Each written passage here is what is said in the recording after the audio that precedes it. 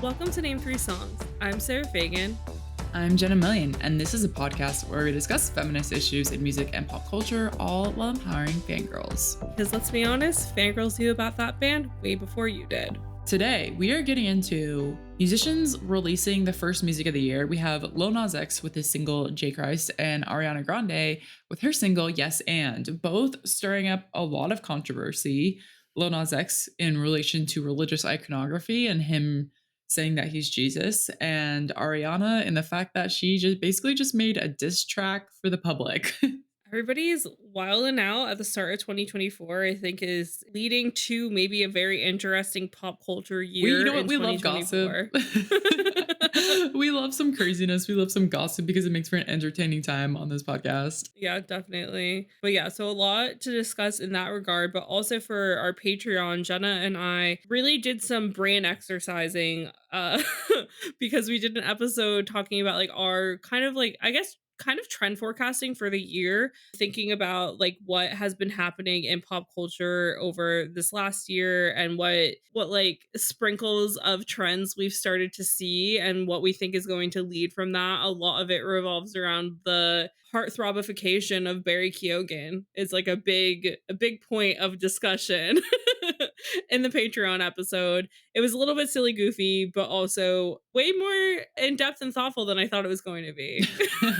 I know. I was like, maybe we are trend forecasters. At the very least, there are some fun and silly predictions over there. So we will have that up on Patreon at patreon.com/name3songs. And you can pay anything from $1 to $10 a month to get access to that, as well as a lot of our back catalog that is up on Patreon. And for this episode, I will have all the timestamps in our Instagram stories, as well as saved to highlights. And with all that being said, let's get into our fangirl nonsense. Sarah, would you like to kick it off? Because a lot of these feel very Sarah-coded. I mean, I think like the biggest one is that we have some photos that were sent into Demois of clearly Barry Keoghan and less clearly Sabrina Carpenter on a date at Luna Luna Park in LA. Honestly, that girl could be anyone, but I'm enjoying the rumors Long that hair, short. Yeah, like I'm We're calling enjoying it Sabrina. I'm enjoying the rumors that he and Sabrina Carpenter are dating. I feel like it's what we deserve. And if you go and you've listened to our Patreon episode about our 2024 predictions, this very much lines up with my prediction, which is that little freaks are just going to have a year. Meaning not like quintessential heartthrob behavior men are going to be coming out on top. And I think Barry Keoghan and Sabrina Carpenter possibly dating is, you know, kind of everything to me personally. I love it so much. I do agree that we may be having more weird couples, and piggybacking off of that, as people know, like Rosalia and Jeremy Allen White recently have been seen together and people are saying they're dating. I saw this TikTok of someone calling out the fact that when Rosalia and Raul Alejandro were together, they did like one award show together where they were like photographed on the red carpet, and Raul was wearing like a tuxedo wherever, and he had this rose like pin on his lapel, and it was like a very specific, very like unique rose shape. And Jeremy Allen White was just seen at the Critics' Choice Awards earlier this week. He had the same rose pin on his lapel, basically. I like to think that Rosalia is very like, oh, I'm gonna pin my boyfriend. Like, yeah, like it's like her signature little like. Yeah. I like to believe that. Rosalia is just claiming her territory. She was not there at the award show with him. I feel like that's even more significant, the fact that she wasn't there and he was wearing like the Rosalia rose pin on his suit. Because it is very specific. I've not seen that rose before, so it's not like, as far as I know, just like a piece of jewelry that like it could have been a coincidence. Yeah, she's like, no, that's mine. That's mine. He's mine. I love that. She was like, they're going to keep fucking asking you about your underwear. I'm going to stake my claim. It was like, you're going to be there alone. You're going to think of me. Yep. But in other news of celebrities being extra, we do have Selena Gomez on her 37 millionth social media break of her lifetime.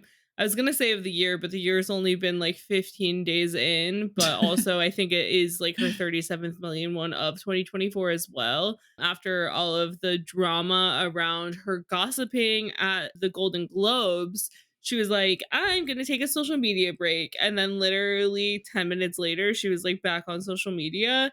And I just think it's so funny because honestly, like she seems like the type of like person who's been famous their whole life that doesn't understand that like taking a social media break doesn't mean like going to poop without your phone. Like she does, like, she doesn't She's taken actual breaks before though. like actually. Extended leaves. Well, I watched her like documentary or whatever, and I feel like she went off social then. I just know that in the last like 4 months, she's said it like 27 times, and every time she'll be back within like 48 hours. The most recent break was 18 hours. But it is funny because there's an article on slate.com that is like details all the time she said she was taking a break in the year 2023 and now 2024. It is pretty amusing with like the timelines of like when she then returned. But it was funny because everyone was just when she first said it, everyone was just making jokes like, okay, girl, see you tomorrow. And then she came back like literally 18 hours later. I mean, I guess also like in her documentary, she did say like, "Oh, well, my team was running my Instagram."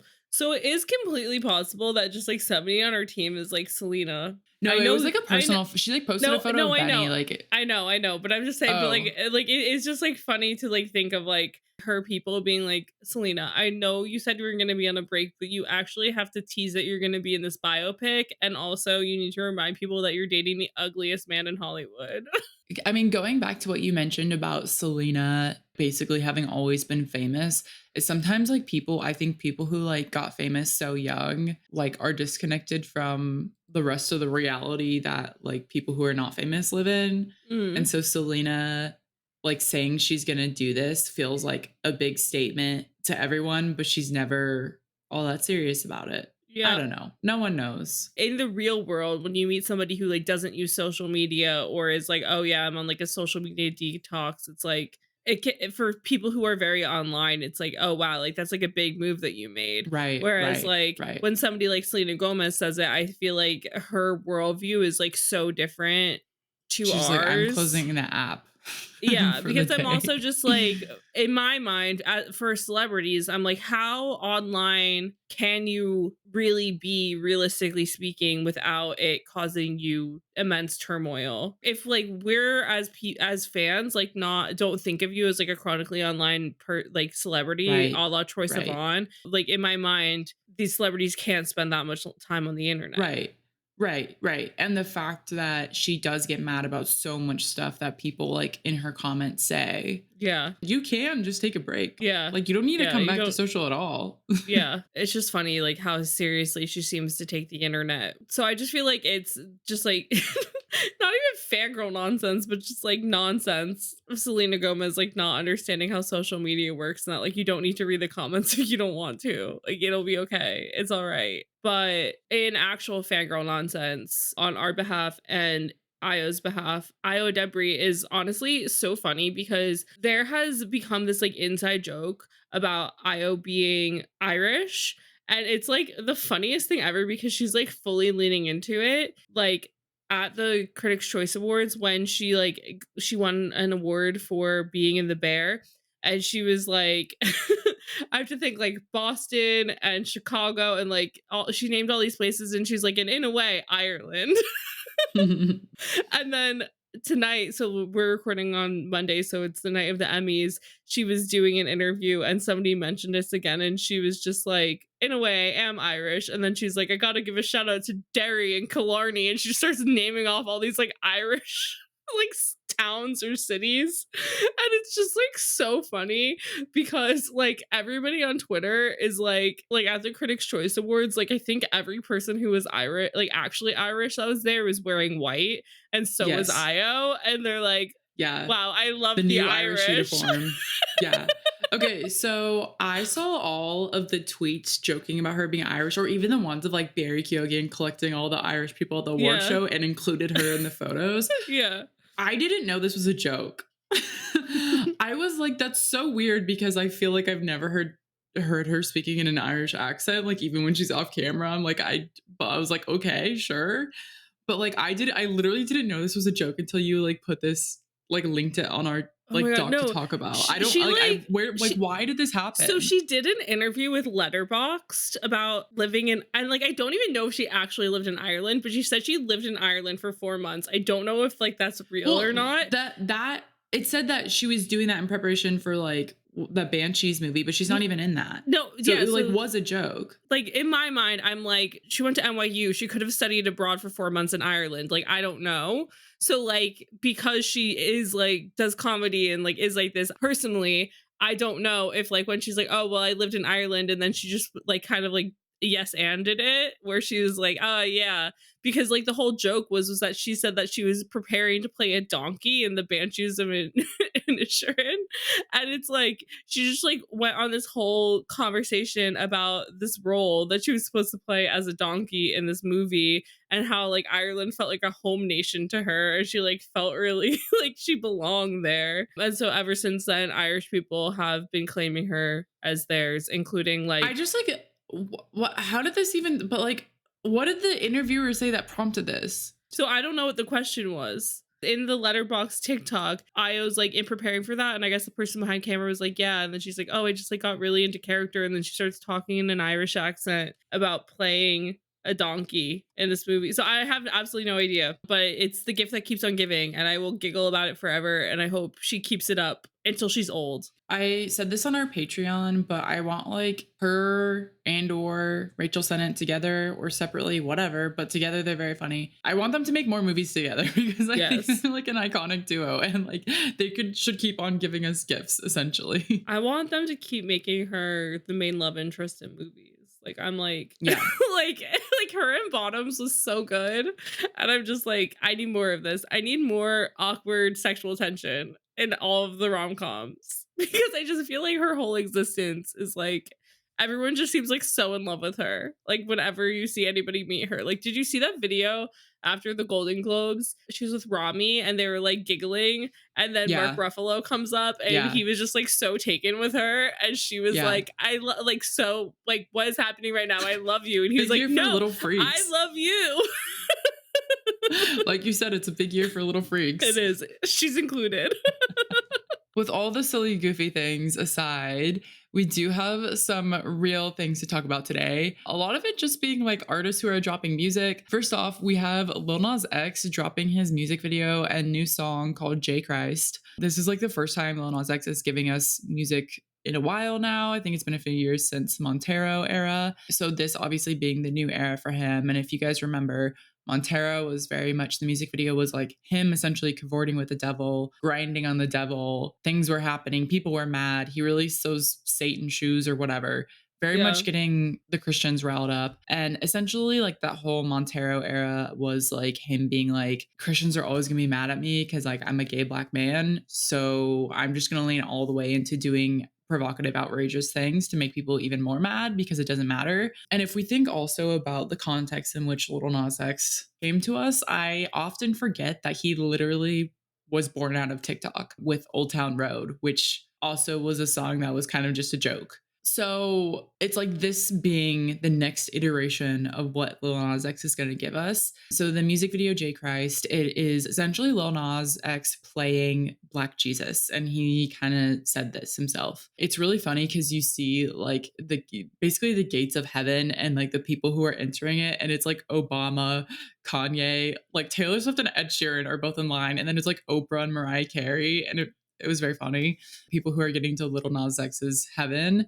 And then there's different scenes of him being Jesus. Again, he's like playing basketball with the devil, like defeating the devil. He's like Noah's Ark, escorting the animals to safety, Mm. sailing this boat to safety. There's dance numbers involved, but essentially a lot of Christian iconography of him playing different roles and him essentially saying, like, look at everything I've accomplished. I think what he's kind of clarified to us is that this is him being like, look at everything I've accomplished, look at like all the success I've had, despite the fact that like I'm a gay black man and like I have been controversial in the past. Like I very much hold a position of power and command within the music industry. And in that regard, comparing himself to Jesus. I think that was his intention. However, many people on the internet were very, very, very upset about this to the point where Lil Nas made an apology video, which I don't even think he needed to do. Yeah, because I feel like that discounts his art, like, apologizing Yeah. for it, because Yeah. it, like his apology, I think, directly canceled out, like, whatever artistic vision, at least, again, from my perspective, having, like, no background no personal knowledge of, like, actual Christianity, but I would assume that, like, apologizing for the way in which he, like, artistically used this iconography, like, would take away from the artistic vision and make it seem more like he did it for political reasons. Well, okay, so the thing is that I think given his history and given the fact that all of Montero was him cavorting with the devil, people went into this video assuming that he was mocking Christianity once again. Yeah. And I think that's like a rightful assumption given like everything he's ever done is to provoke and to get people mad and to get people riled up. Yeah. So, and the fact that the promo leading up to this was like there was a photo of him like posing as like an angel or whatever, a godlike figure, but also like holding machine guns. And then he Mhm. posted a fake acceptance letter to Liberty University, which is a real university that's like a Christianity based university, Mhm. saying that like, oh, I'm gonna go study Christianity like in 2024, blah blah blah.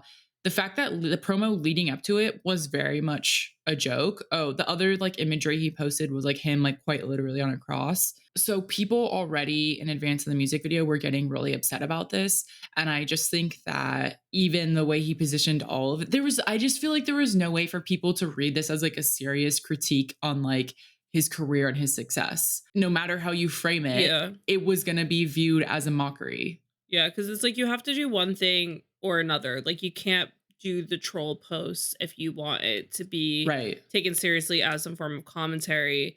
Because, like, we have this really good article in Rolling Stone by Larisha Paul that she wrote in regards to, like, the music video and the imagery that he was using to promote the song and all of that. And she was, like, acknowledging how, like, pop stars before him, like Lady Gaga and Madonna, have utilized Christian, Catholic, whatever, like, iconography to kind of like make a point and like use it as a message, or like even to just like, in Lady Gaga's sense, like compare herself to like her life story to like the life story of like Jesus and Judas or whatever. And it's like in those ways, it's like there is an artistic point of using Christianity, or like in Madonna's sense, like a political reason in regards to like the church being like, it's not like her like a virgin song is like anti-Christianity, whatever. And it's like, okay, well then I'm gonna continue to use your iconography in my art. Madonna's music video for Like a Prayer was like literally denounced by the Vatican because it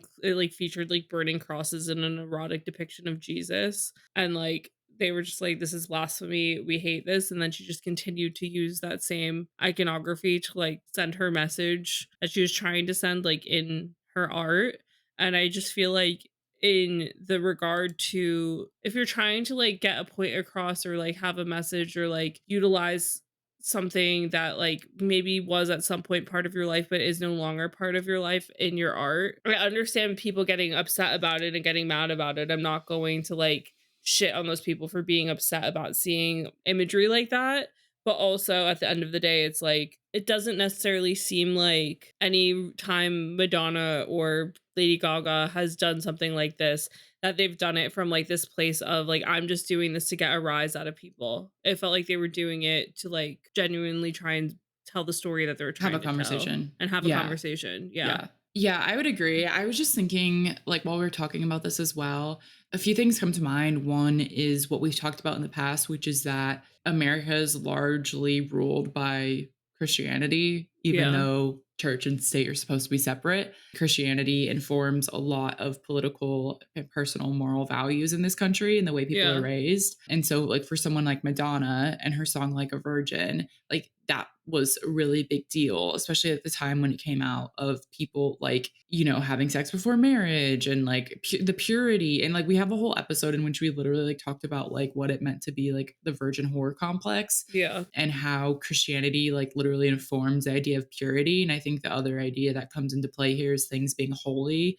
And so Madonna literally throwing that out the window with like burning crosses and stuff like that. But the other thing that I don't think we've talked about as much on this podcast, but just came to mind in thinking of all of this is the backlash that has come throughout the decades. I think specifically as it pertained to like rock music, about Mm. essentially rock music like rotting the kids' brains or like Yeah. corrupting children and stuff like that. And that being largely rooted in religion, but largely rooted in conservative values of what purity is and what you're supposed to be and the rules you're supposed to follow, like as a quote unquote acceptable person of society, and rock music Mm. very much challenging that. And then I'm sure there was an era of hip hop very much challenging that. And so that's kind of coming to mind here of music having always been something that is an art form that pushes the boundaries of these Mm. conversations, especially as it comes to religion. And it feels like with Lil Nas, like with the way that he did Montero and then this, it feels like he wasn't really trying to send a message as much as he was just trying to get people talking. It just feels like there's no deeper conversation to be had. Like there's no conversation about like, what if Jesus was black? Or like, I mean, arguably he's like not a white person and, you know, he's very whitewashed in Western Yeah. Christian media. But like, or what if like God was a woman? You know, like conversations like Mhm. that. What if like this thing you're worshiping is not what you thought it was? Would be Yeah. a deeper conversation. And that doesn't feel like what Little Nas X is doing. It feels like it literally is just to get people talking, period, Yeah. without. And he said, like, my art always has like deeper meaning, and you guys just think I'm a troll. But like, whether or not that was missed, I just also don't know if it's there. I think it like doesn't help his case when he is posting stuff that like turns out to have been a joke, because I saw a TikTok the other day, a black woman, and she was religious, and she saw his thing about going to that Liberty University, like she saw that thing, and she was like, "Oh, like I'm so happy for him, like he's done learning during all whatever." And then like 2 days later I saw like another video from the same woman being like he was pretending like he's such a like he's fake. He was just trying to get our hopes up so that way we would be like even more upset when we saw what he did. Like he's like mocking the Jesus iconography of him on a cross, like whatever.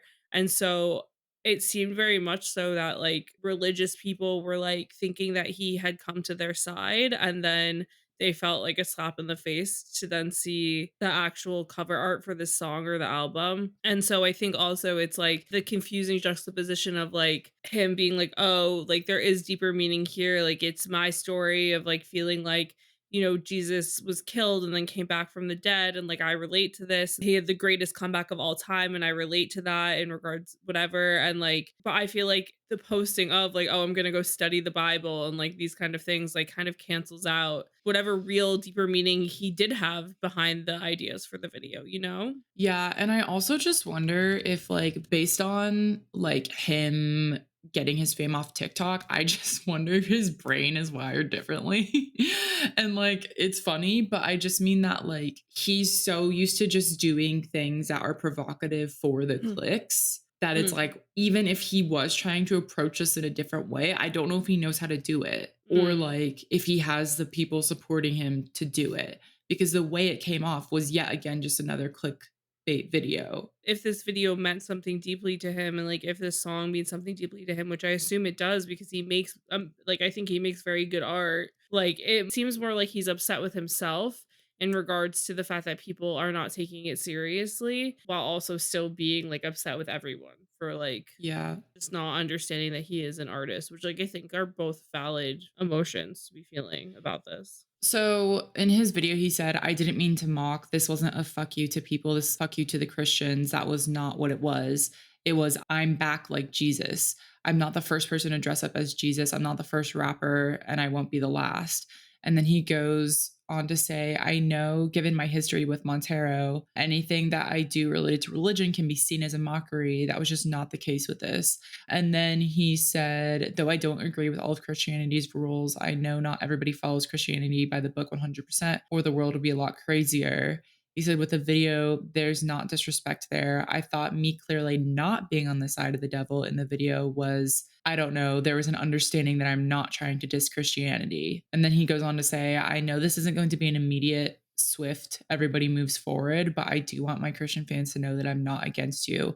I was put on this earth to bring people closer together and promote love. That's who I am. So I think this is interesting because Sarah and I were kind of talking about this before. And I think that anytime Christian iconography is used in a way that's not directly to worship Jesus or practice a religion is going to always be criticized. I don't think Christianity, with all of its values and morals that we've already explained, doesn't like virginity, like has notions about virginity and like holiness and like purity. Mm, It's never going to like its imagery being used for anything other than directly worshiping the cause. But I do think it's interesting as a comparison. Lady Gaga, who has yeah. talked about being Catholic, who Mm, identifies as being Catholic, who was raised Catholic, and her music video for Judas, in which she's basically talking about somebody in her life who wronged her and backstabbed her in the same way that Judas backstabbed Jesus. The whole song is drawing parallels between the two storylines. And then in the music video, she is Magdalene getting stoned to death. mm, And that video also got a huge amount of backlash from like different Catholic spokespeople, mm, even though she was quite literally using the imagery like in the sense it was meant to be used. She wasn't making a mockery of it in yeah. any sense. She wasn't like doing it as satire. She was like very literally using the imagery, but even portraying herself as a biblical character got her a load of backlash. So, like, in comparison, I just don't think there's a scenario in which using religious iconography in any way other than directly practicing and worshiping is ever going to be seen as okay by Christian people. You do definitely see, like, anytime anybody uses any form of, like, Jesus's image or anything that's not in the way that, like, Western white people who believe in Jesus think that Jesus should be depicted, they're just like, "We hate you. You're awful. This is blasphemy." And I just, like, don't think that that's factually accurate.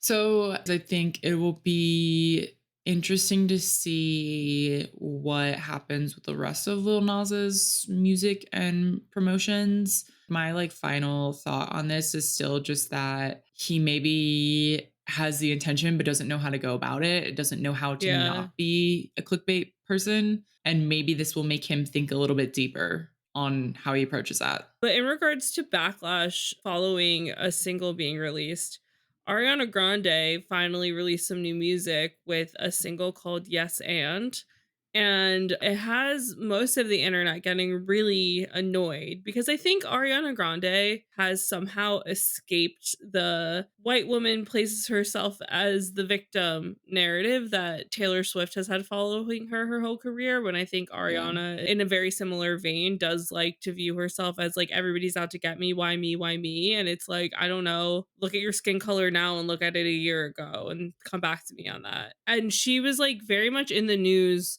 over the summer because of her potential affair, but like the divorce with her ex-husband Dalton and like quickly getting into a relationship with Ethan Slater, who's her co-star in the Wicked movie that they're filming right now, who was also married, whose wife had just had a baby.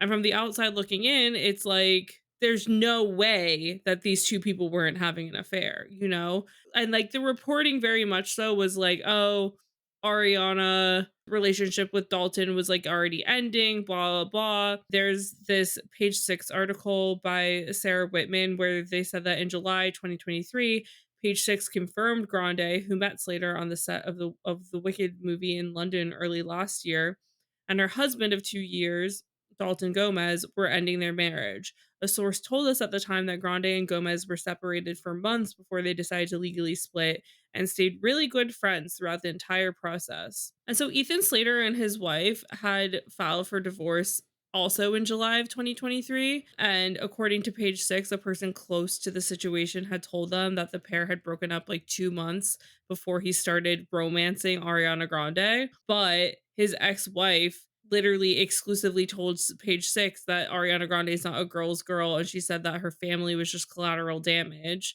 and that she was like completely blindsided by the divorce. So we have like two sides of the story of the ex-wife being like, no, this came out of nowhere. And then I guess either Ariana or Ethan Slater's team being like, no, like they were, it was it was over like before the divorce. Like she knew that this was happening. And so like this was just a big thing that was going on and everybody was talking about it because like it is crazy regardless of whether or not like their marriage was already over when Ariana and Ethan like had got into whatever they got into. It's still like a woman with a child at home. And so like the thing that's interesting here is like in this song Ariana is basically complaining about people not minding their business. And there is like a whole lyric where she says, say that shit with your chest, keep moving like what's next? Yes, and your business is yours and mine is mine. Why do you care so much whose dick I ride? And I've said this countless times on the podcast. Like when you agree to become a famous person, you are also agreeing that you are a public figure and therefore your business is a business that people are interested in. And I do very strongly believe that celebrities should be allowed to have a private life. But I also think if you're seen out and about with somebody when everybody thinks you're with somebody else and you're acting coupley and doing coupley things, obviously people are going to take pictures of that and send them into places and want more information about it because you're a public figure and the whole world has some level of a parasocial relationship with you Yeah. and thinks they Yeah. know who you are. Similarly to like even if I saw like a coworker whose girlfriend I met once out in public being too close to another woman, I would take a photo. We're nosy as humans in general, but also like you want to know what the fuck is going on. And even if they were like broken up and you just don't know because your coworker is not actually your friend, as a girl's girl, my automatic reaction would be to take a photo and find their girlfriend. Investigative work. Yeah, It's a do girl investigative hobby. work to make sure that, you know, his the person I perceive to be their girlfriend is either no longer their girlfriend or soon to be no longer their girlfriend. But fans heard this song and they heard the lyrics and they were just like, Ariana, be fucking for real was kind of Yeah. like the grand response to this song. I just think it's interesting, like with Thank You Next being such a massive hit, and Mm, this, like by the title, feeling like something along the same lines of what we know and love from Thank You Next. mm, And Thank You Next not being a diss track to the public, but more so like about her love life, I guess, yeah, which also, like, if you're straight up singing about your love life and name dropping your exes, like, yeah, and then you're gonna ask us to not commentate on like who you're publicly seeing on dates with. I don't know. That feels wild. But I think everyone expected it to be like a cheeky, oh, like Ariana's gonna pop off. And like she did pop off, but like in an entirely different way that like feels like she doesn't understand the way celebrity works. But I don't know. I mean, Doja's also been critical of like people perceiving her and stuff like that, and even write songs about it. Like Doja will be like, "You guys basically pay my bills, and you're obsessed yeah, with me, but I like being famous." Like she has a song that basically says that. But yeah, it's just kind of interesting because it's like this is like a little bit of a different way where it's like a diss track to the public. It's like the way she went about it. Just, I mean, clearly she did this for herself. well, I mean, okay, so Laura Snapes for The Guardian wrote like a review of the song, but she included in it this like Instagram post that Ariana had made, which Laura just said at the end of 2023, where Ariana wrote, I have never felt more pride or joy or love while simultaneously feeling so deeply misunderstood by people who don't know me, who piece whispers together and make what they want out of me and their assumptions of my life. And like, okay, I understand like being hurt and upset that like people are misconstruing your story. But if you're that hurt and upset, just like take back the narrative, talk to somebody, do an interview, do whatever you can to like at least give your side of the story, is my viewpoint on it. Where it's like, again, you're choosing to be famous, you're doing this, like you've chosen to be a public figure. There are so many jobs available where you don't need to do this. Like even if she just stayed doing Broadway, the amount of people in her business would have been so much less and she still would have gotten to do what she loved and been successful. She didn't have to be this famous. Like she didn't have to be somebody who's like everybody's interested in her business. And like it's not so much that I don't have empathy for her because I do, because like I'm not a horrible person, but I think at the same time, it makes me respect people less when they're just like, "Why are you all up in my business?" And it's like, "Why wouldn't we be?" Yeah. Like, it just doesn't Part it of just your makes me job is yeah. us being in your business. It's like without us being in your business, you would have You wouldn't no be career. famous. Yeah. Yeah. It's not only fans that we're talking about this whole relationship thing. The media was reporting on it. Yeah. And like that's the thing is like in the lyricism, like she's not being specific about who she's calling out. So in this case, it's like journalists feel attacked, like the media feels attacked, but also her fans feel attacked. So like everybody on every level feels attacked when it's like you did something crazy. Because also the filming for Wicked started in December of 2022 and went all the way up until the actors and writers strike happened and then it paused.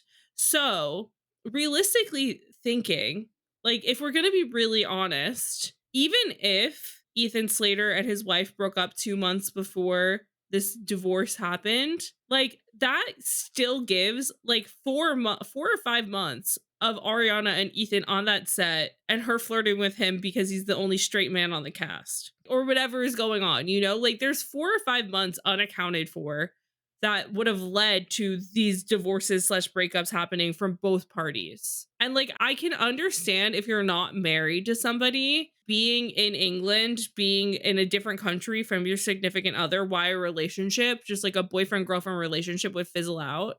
But a divorce, 2 divorces, one of them Right. with like a brand new baby involved. Like, you don't just end a marriage because things get tough because you're filming a movie in England. Yeah. There has to be more to it, and that baby is such a baby, you know? And so it's like of course there's going to be speculation and conversation about it because it's like how can we not do the investigation and like the assuming about these things when you see the facts, like how can you not? Yeah. Well, I think also, I mean, we know how much conversation there was about the whole Joe and Sophie breakup. I feel like Yeah. anytime there's any kind of breakup or drama with a celebrity that's that famous, it's always going to be spoken about, period. Like if Yeah. this scenario happened with somebody in your friend circle, like in your real life, like the Yeah. gossip would be wild. Yeah. Like the tea of like so and so knows so and so knows so and so, like, it would Yeah. be so juicy. You'd be sitting around with your girlfriends, like, having a sit down, being like, "Did you hear this?" And so, Yeah. like, this then on a celebrity, any celebrity breakup of this size, Ariana being one of the most famous people in the world, Yeah. it's going to be talked about, period. And then on top of that, the fact that there was all these extra details about, like, a double divorce, the kid being involved, the guy looking like Ariana's brother.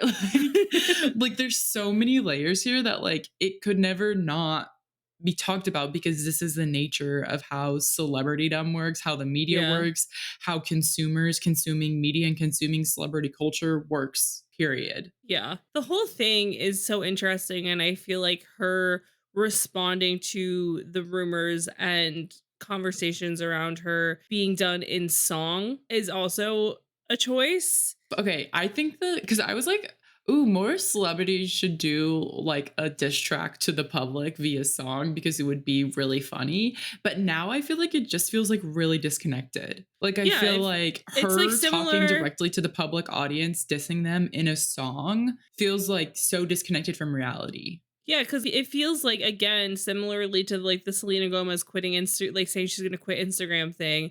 It's like the amount of times that celebrities make it so clear that they're like not part of the real world Yeah. and like put out things like this that are so out of touch where it's like, oh, everybody's going to come to my support and see where I'm coming from and see like, oh, I was hurt by this, so therefore it wasn't acceptable for them to be acting in this way. And it's like, no, like go touch some grass. It's just like they're just so unaware of how the real world functions, and that they're not the center of our universe to the point where if we hear that we've upset them, we're never going to talk about them again, or like Right. there's going to be a bunch of retraction articles that come out or whatever the case may be. And like similarly, like this page 6 article that I was quoting from with like the information is literally titled Ariana Grande slammed as homewrecker by fans as she addresses Ethan Slater backlash in Yes and all of the facts that I gave you guys was page 6 basically being like at no point did anybody say that Ariana Grande was a homewrecker. And Right. I think like it's so funny because I said in the Scooter Braun thing that it feels very much like page 6 must have a source within Scooter Braun's management camp Yeah. because Ariana Grande was a management client of Scooter Yeah. Braun, and all of the stories felt very much from Ariana's side. And so I just think it's funny that they wrote this article where it's like, no, we didn't call her a homewrecker. I just think it's really funny. Just think it's like very out of touch in regards to just celebrities not getting that, like, okay, we hurt your feelings. I So also just like sorry. don't see this song being that popular. Like she's just so famous. I don't know if it could not be popular, but like as compared to like Thank You Next, like that was just like, Yeah. and again, comparing them because it feels like she's trying to do the same thing. But Thank You Next was just so like iconic. And then Pete Davidson being on like SNL and like the chaos that ensued there. Whereas this feels disconnected from reality, and the type of song that she gave us is something that like we have from other pop stars, and like Hmm. feels kind of like in this song being in the same vein of music that we already have from pop artists like Dua Lipa and Beyonce, and just this kind of like very like disco pop song. Like I'm sure it's gonna be an earworm. I'm sure it's gonna be played. DJs are gonna like on radio or whatever. I Yeah. just feel like it's not gonna be a cultural moment, and people aren't gonna be like actually that excited about it based on like the contents of the song. It just seems very much like based off of the public reception on the internet. Like it just seems like everybody's kind of like rolling their eyes at the fact that she's like so upset with the public that she wrote this song. Because also it's like if this relationship with Ethan doesn't last, like is she going to look back on this and be like what was I doing? Because I just think it's kind of like hypocritical to be like why do you care whose dick I ride when like her most general public famous song, like Jenna keeps saying, is Thank You Next, where she literally calls out every man whose dick she rode. And so it's like, we care because you've let us. Yeah.